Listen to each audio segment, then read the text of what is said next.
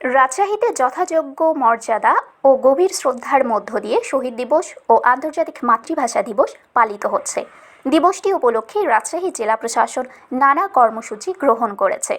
২১-এর প্রথম প্রহরে নগরীর সোনাদিঘির পাড়ে ১ একর জমির ওপর নির্মিত নতুন কেন্দ্রীয় শহীদ মিনারে পুষ্পস্তবক অর্পণের মধ্য দিয়ে কর্মসূচির সূচনা করা হয়।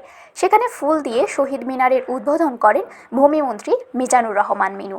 এর আগে তিনি শহীদ মিনার চত্বরে একটি নিম গাছের চারা রোপণ করেন।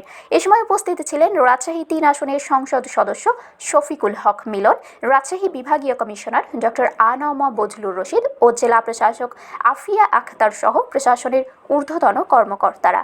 রাতেই নবনির্মিত এই শহীদ মিনার প্রাঙ্গণে মানুষের ঢল নামে।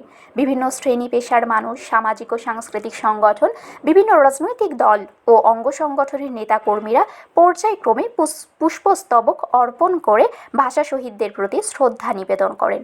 অনেকেই খালি পায়ে শহীদ মিনারে গিয়ে নীরবে দাঁড়িয়ে শহীদদের আত্মত্যাগের স্মৃতিকে স্মরণ করেন। পুরো প্রাঙ্গণ জুড়ে ছিল শোক, গর্ব ও আত্মমর্যাদার এক অনন্য আবহ। নতুনদের প্রতি বার্তা থাকবে যে আমরা যেমন মাতৃভাষার মধ্য দিয়ে সারা বিশ্বে আমরা যেন একটি অত্যন্ত উন্নত জাতি হিসেবে পরিণত হয়েছে। আগামী দিনে এই ভাষা চর্চার মধ্য দিয়ে সারা বিশ্বের নিউ জেনারেশন তারা বাংলাদেশের নেতৃত্ব দিবে, তারাও একইভাবে এই দিবস পালন করবে।